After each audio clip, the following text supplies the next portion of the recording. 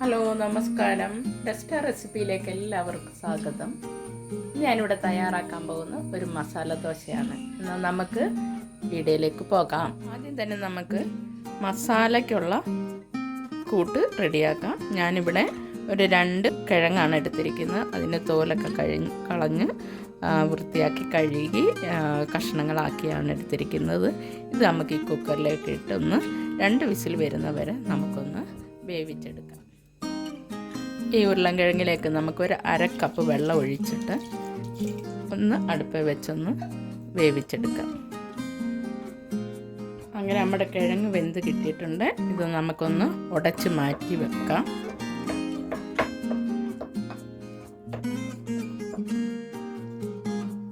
അങ്ങനെ നമ്മുടെ കിഴങ്ങെല്ലാം ഉടച്ച് എടുത്തിട്ടുണ്ട്. ഇതൊന്ന് മാറ്റി വെക്കാം. ഇനി നമുക്ക് മസാല തയ്യാറാക്കാം. നമുക്ക് മസാല തയ്യാറാക്കാനായിട്ട് ചീനച്ചട്ടി ഒന്ന് അടുപ്പിൽ വെക്കാം. ചീനച്ചട്ടി ചൂടായി വന്നിട്ടുണ്ട്. നമുക്ക് 2 ടേബിൾ സ്പൂൺ വെളിച്ചെണ്ണ ഇതിലേക്ക് ഒഴിക്കാം.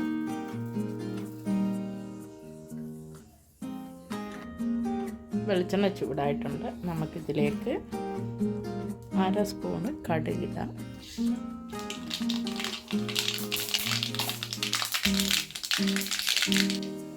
കടുക് പൊട്ടി വന്നിട്ടുണ്ട്. നമുക്ക് ഇതിലേക്ക് കുറച്ച് ഉഴുന്ന് പരിപ്പ് ചേർക്കാം. ഇനി ഇതിലേക്ക് നമുക്ക് കുറച്ച് വെളുത്തുള്ളി ചേർക്കാം. ചെറിയ കഷ്ണം ഇഞ്ചി കൊത്തി അരിഞ്ഞത് ചേർക്കാം.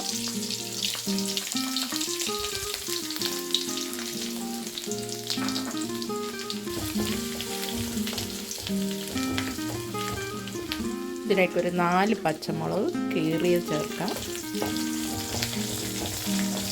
ഇതൊന്ന് വഴന്നു വരുന്ന വരെ നമുക്കൊന്ന് ഇളക്കാം.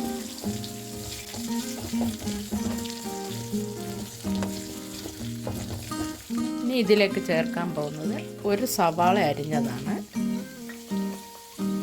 അതും നമുക്കൊന്ന് വഴറ്റിയെടുക്കാം.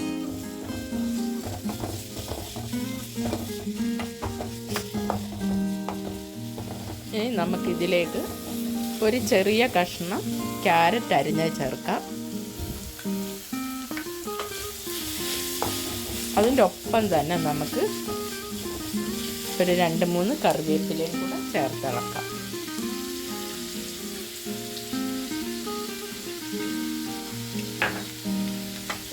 ഇതിനൊരുവിധം വഴന്നു വരുന്ന വരെ നമുക്കൊന്ന് ഇളക്കാം.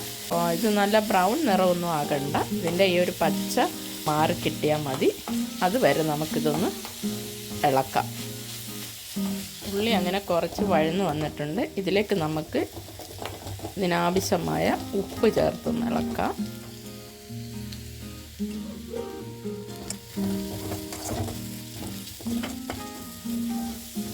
ഉള്ളി വഴന്നു വന്നിട്ടുണ്ട്. നമുക്കിതിലേക്ക് കുറച്ച് ഒരു 1/4 ടീസ്പൂണ് മഞ്ഞൾപ്പൊടി ചേർത്തിളക്കാം. അതിൻ്റെ ഒരു പച്ചമണം മാറുന്ന വരെ നമുക്കൊന്ന് ഇളക്കാം.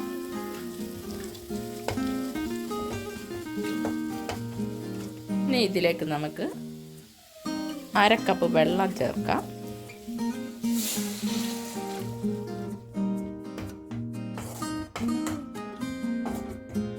വെള്ളമൊക്കെ ചേർത്തിട്ടുണ്ട്. ഇനി ഇതൊന്ന് തിളച്ച് വരുന്നവരെ നമുക്കൊന്ന് വെയിറ്റ് ചെയ്യാം.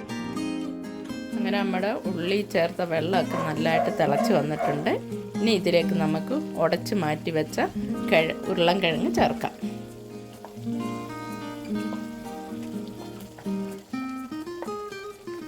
നമുക്കിതൊന്ന് ഇളക്കിയെടുക്കാം.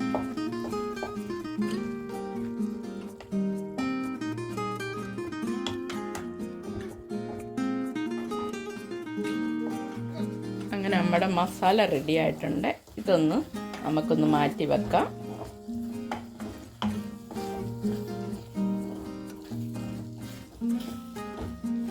ഇനി നമുക്ക് ദോശ ഉണ്ടാക്കാം. അതിനായിട്ട് ഞാനൊരു പാൻ അടുപ്പിൽ വെച്ചിട്ടുണ്ട്. നിങ്ങൾക്ക് വേണമെങ്കിൽ ദോശക്കല്ലോ അല്ലെ പാനോ എന്താണെങ്കിലും ഉപയോഗിക്കാം. അത് നല്ല നേർമേൽ തന്നെ ദോശ പരത്തണം.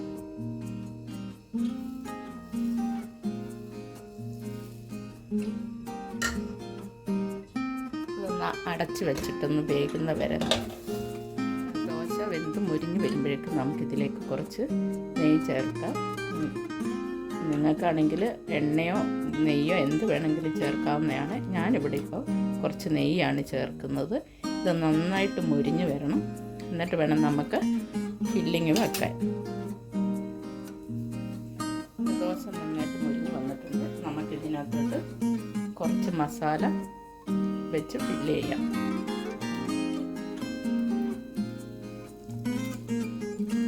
ഞാനിതൊന്ന് മടക്കിയാണ് എടുക്കുന്നത്. മസാല ദോശ നല്ലതായിട്ട് മൊരിഞ്ഞിട്ടുണ്ട്.